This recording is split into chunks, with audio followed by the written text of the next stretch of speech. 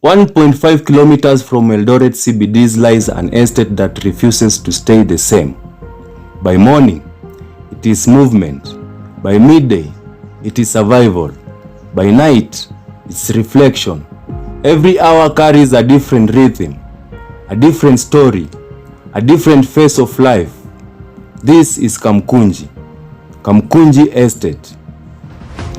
To some, it is just another point on Eldoret Municipality Block 16, a name on a map, easily passed, easily forgotten. But to those who lived here, Kamukunji is something far more. It's a pressure cooker of ambitions, a launch pad of opportunities, a place where life unfolds in its rawest and most honest form. It's not perfect, but it is real, and above all, it is home.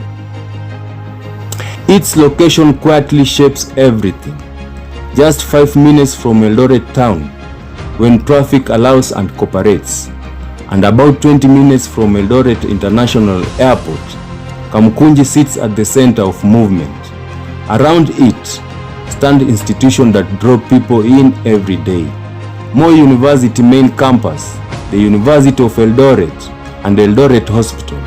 These are not just landmarks, they are lifelines. They create demands, movement, and purpose. This is why landlords call it CBD adjacent, and why students simply call it walking distance. At the heart of estate lies Kingston Ground, an open field that carries the spirit of Kamukunji. On Sundays, it becomes alive with football, energy, and community pride. On other days, it becomes a space for gatherings, conversations, and shared moments that define the people who lived here. It's here that the estate pauses just enough to breathe. But Kamukunji was not always this way. Long-time residents remember a quieter place, where mabati houses and family compounds stood with space between them. Life moved slower then. There was less pressure, less noise, less agency. Then Eldoret began to grow. Devolution reshaped the region. Universities expanded, opportunities increased, and with that came a rising need for housing close to town. Kamukunji responded. Today, change is written into its skyline. Apartment blocks rise steadily, replacing open spaces and older homes. Many stand 3 stories high, with businesses occupying ground floors, salons, M-Pesa shops, butcheries, serving the constant flow of people. This blend of living and business is no accident. Kamukunji operates under mixed-use zoning, allowing residential and commercial life to exist side by side. Here people don't just live, they build, trade, and survive within the space. Investors noticed, developers followed, and land prices began to rise, steadily climbing over the past few years. What was once considered simple shamba land has transformed into a valuable estate property. Kamukunji is no longer overlooked. It is watched, calculated, and increasingly pursued. But beyond the numbers, the real story of Kamukunji lives in its rhythm. At 6 a.m., the estate is already awake. Students move with urgency toward lectures. Nurses walk home from long night shifts. Fundis prepare for another day of building what tomorrow will look like. There is no stillness, only motion, only effort. By midday, the space shifts but never slows. Street filled with voices and movement. Food vendors become essential, serving workers and students who rely on every affordable meal. Chapati makers roll faster, meeting demand that never quite rests. Every coin earned here matters. Every effort counts. Life in Kamukunji is built on 3 simple pillars: proximity, affordability, and hustle.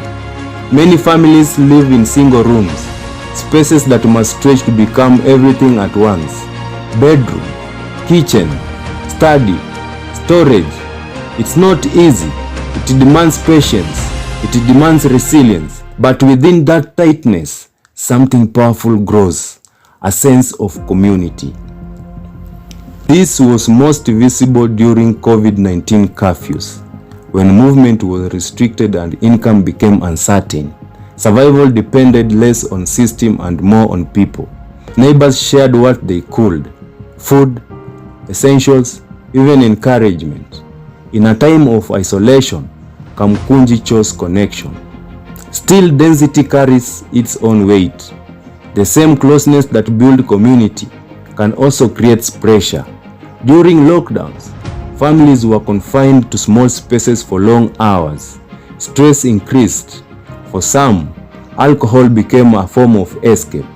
Police crackdown on illicit brew became part of daily life.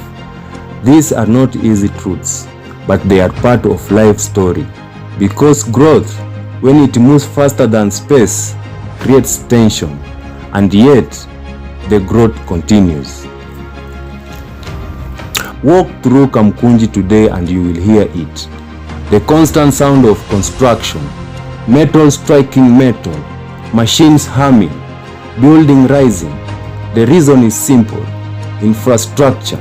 With access to roads, water, electricity and internet, Kamukunji offer developers something rare: readiness. There is no waiting. You build and demand is already there. Students, workers and families continue to arrive, each searching for a place they can afford, a place they can begin. And that is what Kamukunji has become, a place of beginnings. But perhaps its greatness strength cannot be measured in buildings or land value. It is found in its people, in the pride they carry, in the way border riders know every corner, in the laughter at the Kingston ground after a long day, in the street vendors who remembers faces and names. There is dignity here, quiet, steady, and deeply rooted. Kamukunji is not polished, it is not quiet, it is not pretending to be anything it is not.